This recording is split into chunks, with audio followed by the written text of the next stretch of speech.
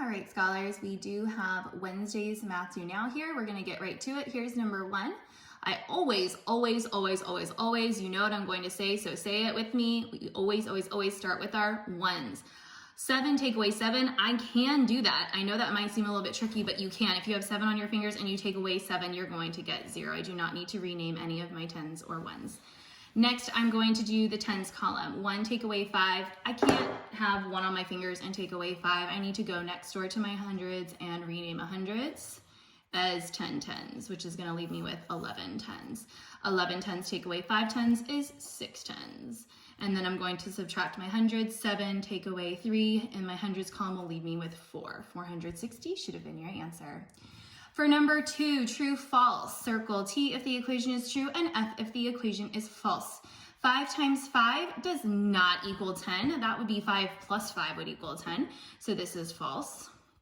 And if I wanted to make it true, I would need to change that 10 to a 25 because 5 times 5 is 25, or you could change that multiplication sign to a plus sign.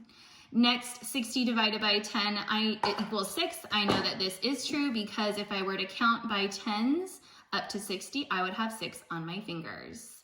Next, I have 4 times 4 equals 16. If I count by 4s 4 times, I should get 16. 4, 8, 12, 16. Next, 2 times 5 does not equal 7. That would be a plus and it's multiplication. So I know that this is false. In order to make it true, I could change the 7 to a 10, or I could change the multiplication sign to a plus sign. Next, I have 10 times 10 equals 20. And again, I know that that is false. And it's false because if I were to do 10 times 10, that would actually be equal to 100. Or you would have to put a plus sign here for that to be true, for it to be equal to 20. All right, moving right along to number 3. We have a line plot review here, and it's for books checked out. How many people checked out just one book? So here's the one here. I'm going to count these X's. They all equal 1. There's no key that tells me differently. 1, 2, 3, 4, 5, 6. 6 people checked out just one book. The second question is how many people checked out 6 books? So I'm going to go here to 6 books checked out, and I'm going to count 1, 2, 3, 4 people. And I apologize, Scholar Empowered learners who are using high standards of academic excellence are going to make sure that they have labeled their answer here. It's not just 6. We have to label it 6 people. All right, last but not least, we have how many more people checked out 4 books than 3 books. So how many more means that there are more people that checked out 4 books than 3 books. I'm going to set up a subtraction problem here.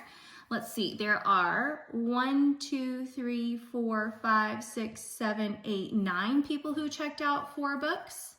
And then how many people checked out 3 books? 2. So 9 take away 2 is going to be equal to 7 people. Sorry, my numbers are a little shaky here. All right, last but not least, we have number 4. Mrs. Borgia, me, has 257 Skittles if she gives 83 away at Driveline. Oh, I miss Driveline with you guys. How many Skittles does she have now? So I'm giving some away, which means I have fewer Skittles now. 83. I'm going to be setting up the subtraction problem. This is really important that you are lining up your numbers. If you don't line up the numbers properly, you will get the wrong answer. Again, always starting with my 1s. 7 1s take away 3 1s is 4 1s. And if I go over here to my 10s column, 5 take away 8, I cannot do that. I do need to rename a hundreds and give that to my 10s column, rename it as 10 tens. I have 15 tens now. 15 tens take away 8 tens is 7 tens. And then 100 take away nothing is 1. I will have 174, labeling my answer, Skittles left. You could just write Skittles. All right, that's it, friends. I hope you have a great day. Bye-bye.